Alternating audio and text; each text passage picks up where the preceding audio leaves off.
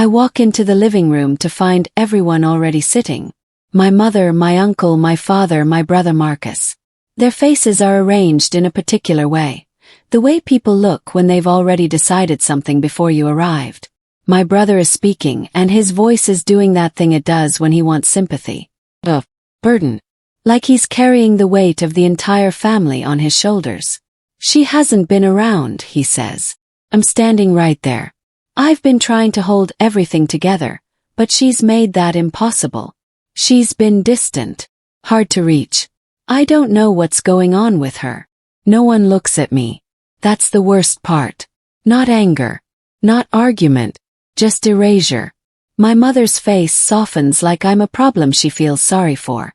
My uncle nods before Marcus even finishes the sentence. Before I can say anything, Marcus adds one more thing. His voice cracking just slightly. I've been really struggling with this. I don't know how to help her anymore. Sympathy floods the room like water. Takes up all the space where facts should be. In that moment, I realize I'm not being accused. I'm being replaced. The daughter and sister they knew is being rewritten into someone broken, someone distant, someone unreachable. And I'm watching it happen in real time while standing in the same room. My father holds up a hand. Not aggressively, just gently. Let's not make this harder than it needs to be, he says. Harder. As if speaking is making it harder. As if the truth is the problem. Marcus looks at me once. Just once. And his eyes are so perfectly wounded that I feel the family shift. They're choosing him. Not because he's right. Because he's suffering. That night, I lie in bed and replay every word. I wasn't accused of anything specific. That's what makes it worse. He didn't say I stole something, lied about something, or did something wrong. He said I was distant. Hard to reach. Words that can't be defended against because they're feelings, not facts. And feelings always win in families. Messages come slower the next day. Plans are discussed without me. I hear my name used differently now. Gently, like something fragile. She's going through something. You know how she gets. The kindness in their voices is the cruelest part. It's not mean enough to fight. It's just enough to erase. I sit in my room and feel myself disappearing from my own family, one conversation at a time. My mother tries to check in. Are you okay, honey? Your brother is worried about you. My brother. Worried about me. As if his concern somehow proves I'm the problem. As if his narration of my state is more accurate than my own experience. I wonder if I'm being unreasonable. Maybe I have been distant. Maybe I have been hard to reach. But I don't remember being asked why. I don't remember anyone asking if something was wrong. It was just decided. I'm the distant one. I'm the problem. My brother is the concerned one. My brother is the hero trying to hold things together. I start paying attention. Really paying attention. In conversations, Marcus doesn't lie outright. That would be too obvious. He selects. Edits. He speaks for me when I'm not there. He tells the same story slightly differently depending on who's listening. When my uncle is around, he emphasizes how much I've withdrawn. When my mother listens, he focuses on how stressed he is trying to manage everything. I replay memories. Times I stayed quiet to keep the peace. Times I thought fairness would eventually balance things out. Times I assumed my family knew me well enough to see through distortion. Every assumption was wrong. I realize this hasn't been happening for weeks. It's been months. Maybe years. I just never noticed because I wasn't looking. I was assuming love meant truth. But love, I'm learning, is sometimes just the softest way to lie. One afternoon, I'm in the kitchen when my mother mentions something Marcus said about me. Correct her gently. I explain what actually happened. She listens, nods, and later that day, Marcus has already reframed it. He didn't contradict me. He just told a version that made my version sound like I misunderstood. And somehow his version is the one everyone remembers. I watch how he does this. With such precision. With such care. He never makes himself the hero. He makes himself the concerned one. The worried one. The one doing his best in an impossible situation. And that's somehow more powerful than any direct attack could be. I almost call a family meeting. I imagine myself emotional, defensive, suddenly concerned. I see how it would look, exactly like Marcus predicted. Like I'm unstable. Like I'm proving his point by being upset about it. So I stop. I stop fighting. I stop correcting. I stop explaining. Instead I listen. Watch. I notice everything. Which details Marcus keeps consistent and which ones shift. How he uses pauses and sighs to create emotion where facts are missing. How he positions himself as the one everyone should worry about. How that positioning makes everyone else, including me, secondary. I start writing things down. Not to trap him. To understand him. Conversations. Reactions. Small things that alone mean nothing. But together they form a pattern I can't unsee. I fill a notebook with observations. Not evidence. Understanding. Silence gives me access. When people think they've already won, they reveal more. Marcus stops being careful around me. He assumes I've accepted his version. He doesn't realize I'm collecting every word, every inconsistency, every edit. He tells my mother something that contradicts what he told my uncle, and I write it down. He promises to do something and forgets, then tells people I was the one who forgot. I write it down. I tell myself this isn't about revenge. It's about truth. And truth needs patience. And witness. My brother becomes the emotional center of the family. Not through volume. Through vulnerability. Sigh here. Pause there. A confession that he's really struggling. Every family decision becomes something he's reluctantly handling alone. When I try to contribute, he agrees too quickly, like he's being generous. It makes me look unnecessary. I'm sitting at the dinner table while he tells my parents about something that happened at work. My absence is mentioned. She hasn't been around much lately, he says. I'm sitting right there. No one corrects it. No one even looks uncomfortable. The lie survives because it's gentle, because it comes wrapped in concern. I realize sympathy has become currency in my family. The more burdened Marcus appears, the less anyone questions what he's actually doing. The decisions shift quietly. Holidays, shared responsibilities, money, they all flow toward him now. And each shift comes with a glance that says this is for the good of the family. This is helping him. This is supporting the one who's struggling. I understand something crucial. He doesn't need to be right. He just needs to be the one everyone worries about. And I'm learning that worried love is easier to control than honest love. Doesn't ask questions. Just tries to help. And that trying to help is exactly what he's counting on.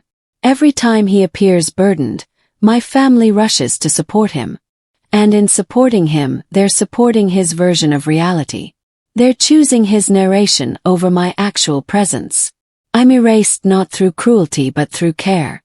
One day I decide. Not rashly. Carefully. I'm tired of being rewritten. I'm tired of disappearing. I'm tired of waiting for someone else to notice what's happening. I ask my family to sit down. No drama. No anger. Just clarity. I explain, calmly and carefully, that I need to talk about what's been happening.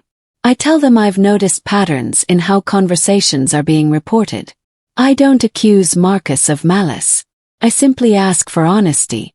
I say that I've been quiet, but my silence doesn't mean agreement. It means I was trying to understand what was happening. Now I understand. And now I need them to understand too.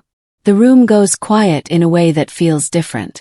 Not the silence of before, where silence meant agreement. This silence means they're actually listening. Their eyes shift toward me. Really toward me. Not past me. I want to understand, I say. What happened at the family meeting I wasn't invited to? I want to know what decisions were made about things that affect me. And I want to know why I wasn't asked. My mother looks uncomfortable. My father starts to speak, then stops.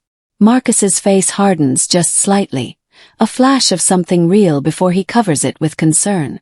The room has shifted, and he can feel it. I didn't think you'd want to be involved, he says. The sentence is perfectly constructed. Sounds considerate. But I hear what it actually means. I'm removing you and I'm making it sound like I'm protecting you. I want to be involved, I say. I want to be included in decisions about my own life. And I want us to talk about what I've noticed. Not to blame you, but to be honest. It's a simple statement, but it changes everything.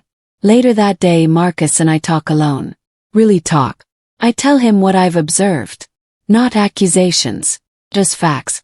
I explain that I've noticed him speaking for me, editing stories, positioning himself as the person everyone should worry about. I tell him I understand he might be struggling, but I need him to be honest with me and with the family. I'm not trying to hurt you, I say. I'm trying to be seen clearly. That's not the same thing as attacking you. He tries to deny it at first. But I'm calm. I don't get emotional. I just repeat what I've observed. And something about my steadiness, the absence of anger, makes the truth harder to dismiss. It's easier to dismiss someone who's emotional. It's harder to dismiss someone who's simply clear. Why are you doing this? He asks. The question is real. He actually doesn't understand that being honest isn't the same as being cruel. That asking for inclusion isn't an attack. Because I love this family, I say. And love means telling the truth, even when it's uncomfortable. Means including each other. Means not speaking for each other. It means asking before deciding. For the first time, I see him recognize that I'm not his enemy. I'm just someone who's tired of being erased. Someone who's asking for basic inclusion. Someone who's refusing to accept being rewritten. I ask my family to listen. All of them. I explain what's been happening. Not with anger but with clarity. I tell them about the patterns I've noticed. I ask them to think about decisions that have been made about me without me. I ask them to consider whose version of events they've been believing and why. I don't attack Marcus. I simply ask for honesty.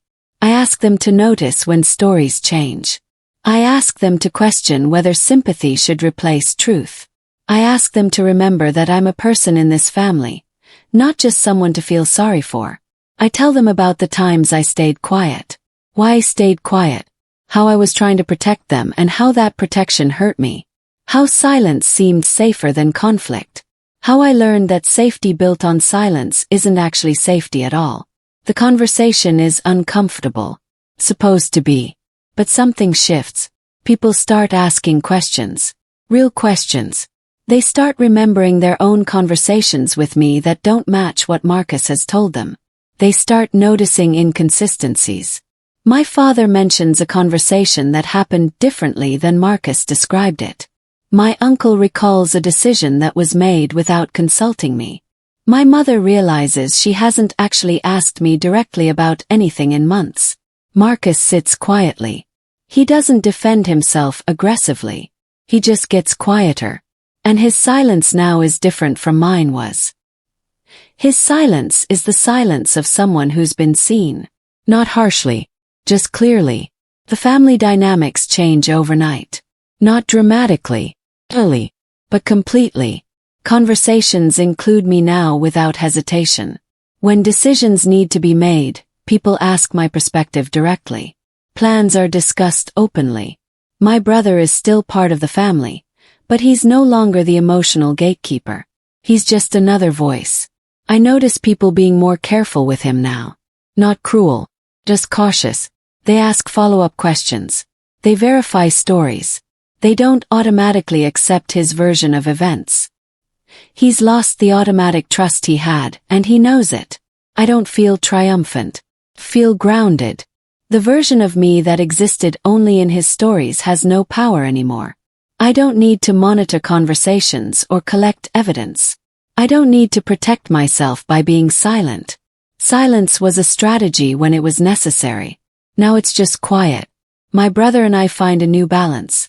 Not friendship exactly, but honesty. We have boundaries now. Real ones. Not the kind that come from hurt, but the kind that come from clarity. He stops speaking for me. He stops editing. He starts asking before deciding.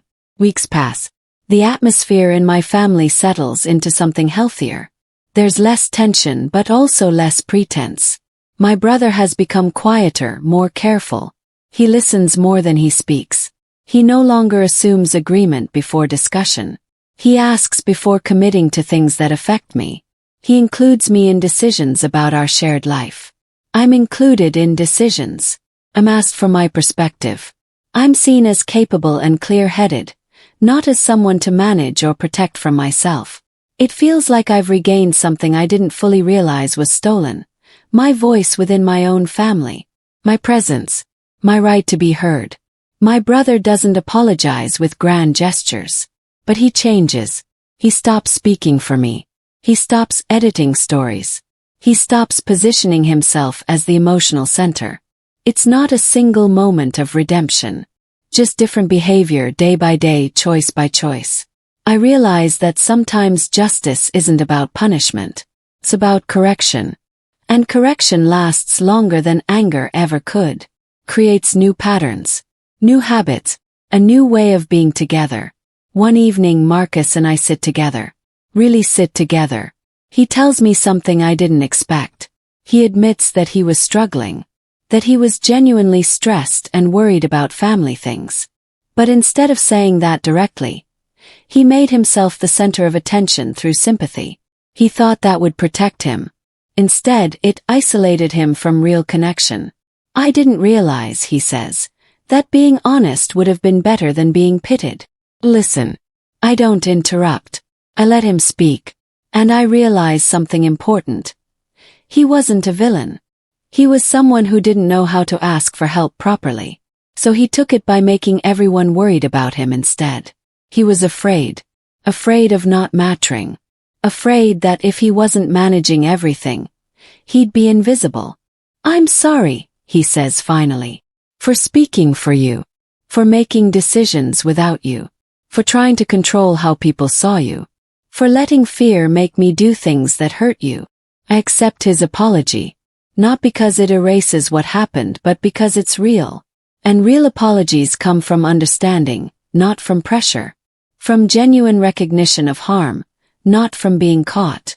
My family doesn't pretend that everything is suddenly perfect. We don't have a magical moment where all the hurt disappears. But we do something harder and more important. We create new patterns. Honest patterns. Direct patterns. When someone has a problem, they say it. When someone is struggling, they ask for support directly instead of creating a performance of suffering. When someone is upset, they explain why instead of expecting others to fix it with sympathy. It's not revolutionary. It's just what healthy families do. And I realize now that we hadn't been doing it before. My role in the family is clear. Not secondary. Not managed. Clear. Have a voice. My perspective matters. My presence is valued. My decisions are heard. And I earned that not through proving my brother wrong, but through being honest about what was happening and asking my family to be honest too. We talk about money in ways we never did. We make decisions about holidays together. We discuss serious family matters with everyone included. It's messier this way. There are more opinions, more discussion, more conflict sometimes. But it's real conflict, not hidden resentment. And real conflict can be resolved. My brother and I have a longer conversation about what happened. He explains that he was scared. Scared of not being important. Scared that if he wasn't the one managing everything, he'd be invisible. So he made himself necessary and important by being the one everyone worried about. I thought if people worried about me, he says, they'd care about me. I understand that fear. Really do. I felt it too. The fear of being irrelevant. The fear of not mattering. The fear that if you're not managing everything, you disappear. But I also understand that fear doesn't justify erasure. Even when fear is real, honesty has to matter more. You could have just told me you were scared, I say. You could have asked for help. You could have let me be part of managing things instead of pushing me out and pretending you were protecting me. He nods. He knows this. And knowing it changes something in how he moves through the world now. He starts being more vulnerable in honest ways. He asks for help. He says when he's struggling. And somehow, when he's honest about it, people actually help. They actually care. And that's so much better than being pitted. I don't feel like I won something. I feel like I reclaimed something. My sense of place in my own family. My trust in my own perception. My right to be included in decisions about my own life. These aren't things I had to fight for with revenge or manipulation. I just had to ask for them directly and be clear about what was happening. My brother isn't punished. He's just different now. More thoughtful. Less controlling. More honest. More vulnerable in real ways instead of performative ways. We're not enemies. We're not even best friends. We're siblings with clear boundaries and genuine respect. And that might be better than either of those things because it's built on reality. I think about how I was seen before. As distant. Unreachable. Hard to reach. Well, now I'm seen as clear. Honest. Steady. But I didn't change who I am. I changed how I showed up. I stopped hiding. I started speaking. And suddenly the narrative changed because the truth started competing with the story. The real victory isn't that my brother was exposed or humiliated. The real victory is that my family learned to communicate honestly. We learned to ask questions instead of assuming. We learned to include each other instead of managing each other. We learned that protecting people isn't the same as controlling them. We learned that love without truth is just manipulation that feels better. And truth with love is harder but real. And real is what lasts. I think about how much easier this would have been if I'd just spoken up directly from the beginning. If I'd said, I notice you're speaking for me and it's making me feel invisible. If I'd asked for honesty before things got so complicated. But I also understand why I didn't. Because speaking up felt dangerous. Because I didn't trust that my family would choose truth over comfort. Because I was waiting for them to see what was happening without me having to explain it. Because I thought silence was safer. I know now that waiting doesn't work. Clarity works. Honesty works. Direct, uncomfortable conversation works. And it works faster and better than any strategy ever could. And it builds trust instead of replacing it with something fake. My family isn't perfect. We still have disagreements. We still sometimes misunderstand each other. But now we fix it immediately instead of letting it grow into something bigger. My brother still has his struggles, but he talks about them directly now instead of making them everyone's responsibility. I'm no longer the distant, unreachable sister. I'm just myself. Present. Honest. Clear. And that version of me is valued because it's real, not because it's pitiful. We have a long way to go. We're still learning how to be honest with each other without defaulting to silence or drama. But we're learning. And we're doing it together. And that makes all the difference. I learned that silence can be strength. But silence used to hide or to protect a false narrative isn't strength. It's just silence. Real strength is the courage to be honest when honesty is uncomfortable. Real strength is asking for what you need instead of trying to manipulate people into giving it to you. My brother had to learn that being pitied isn't the same as being loved. And I had to learn that being invisible isn't safer than being seen. Sometimes the bravest thing you can do is simply tell the truth and trust that people who care about you will choose honesty. It's not always a safe bet. But in a family built on actual love, it's the only bet that matters. My family finally sees me. Not the version my brother created. Not the version I hid behind silence. The actual me. And they love that version. It's imperfect and complicated and real. And that's enough. That's everything. My mother and I have conversations now where she actually asks me what I think instead of assuming. My father includes me in decisions that affect me. My uncle checks in with me directly instead of getting information filtered through my brother. I'm part of my family in a way I wasn't before. And it's not because I won. It's because I was honest. I feel grounded in a way I didn't before. My place in my family is solid because it's built on truth, not on strategy. I don't have to monitor conversations or wonder what's being said about me. I don't have to prove myself. I'm just part of this family, with all the complications that entails. My brother isn't my enemy. He's not even really my adversary. He's just someone who made a mistake and learned from it. And that's a story about redemption, not about revenge. That's what makes it real. That's what makes it matter. We're not the family we were. We're better, harder, more honest. Say, real. The hardest lesson is this. My family didn't have to choose. They didn't have to pick me over my brother. They didn't have to decide I was right and he was wrong. What they did was choose honesty. And honesty happened to reveal that my version of events was more accurate than his version was. But that wasn't the point. The point was that we decided to communicate directly. And when you communicate directly, truth emerges naturally. You don't have to force it. You don't have to orchestrate it. You just have to be willing to have uncomfortable conversations. And uncomfortable conversations, it turns out, are the most important ones. Because they're the ones that actually change things. They're the ones that create real connection instead of maintaining comfortable distance. They're the ones that allow people to be known completely. I realized something crucial during this time. My family didn't fail me because they didn't love me. They failed me because they took shortcuts.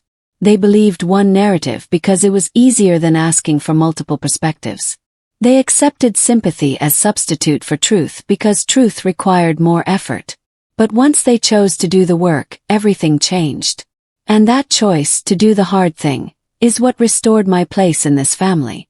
If I could go back to that moment in the living room when my brother was speaking and everyone was choosing sympathy over truth, I would tell myself something. You don't need to collect evidence. You don't need to plan revenge. You don't need to strategize. You just need to speak up.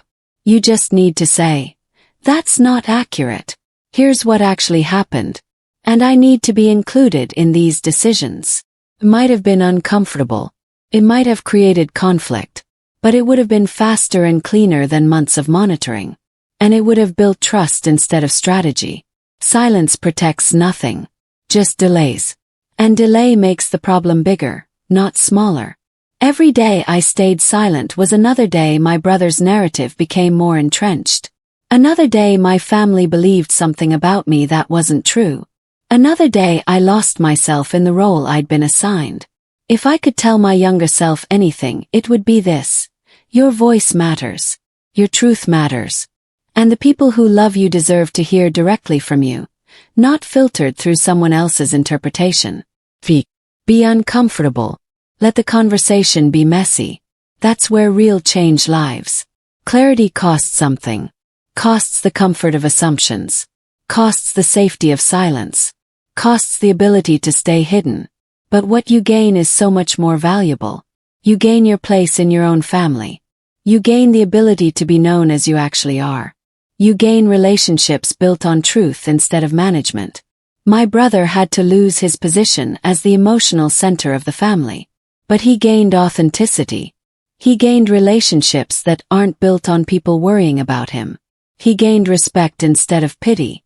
He gained the ability to be real. That's not a loss. That's an exchange that makes everyone richer. I think about what it cost me to stay silent. The weight of it. The exhaustion of monitoring conversations, collecting evidence, planning confrontations in my head. The loneliness of being unseen. The frustration of being misrepresented. All of that was the cost of silence too. So clarity didn't cost more. Just cost something different. And the difference is that clarity's cost leads somewhere. It leads to healing. It leads to real connection. It leads to being known. That's the trade I would always make. I don't need my brother to suffer for me to heal. In fact, making him suffer would have prolonged my suffering. It would have kept me angry, kept me strategic, kept me focused on him instead of on myself. Real healing is about reclaiming my space, my voice, my place. And that happens through honesty, not through revenge. My family didn't turn against my brother. They turned toward reality. And in turning toward reality, they naturally created better relationships with everyone, including him. That's what justice actually looks like in a family. Not punishment. Correction. Not exposure. Honesty. The interesting thing about choosing honesty over revenge is that it actually works better. Because revenge creates winners and losers. It creates damage that echoes forward. It perpetuates the cycle of hurt. But honesty creates the possibility for everyone to be better. My brother didn't have to be destroyed for me to be restored. We could both be whole. We could both be real. We could both be seen. That's what makes this ending different. Not tragic. Not triumphant. Just true. And true is what families actually need. I understand now why my brother acted the way he did. Not excusing it. Just understanding it. He was scared. He was struggling. And instead of asking for help, he tried to make himself necessary and important by being the one everyone worried about. That's a human response to fear. Just not a healthy one. The gift I gave my family and he gave back to himself was the option to do it differently. To be honest. To ask directly. To include each other.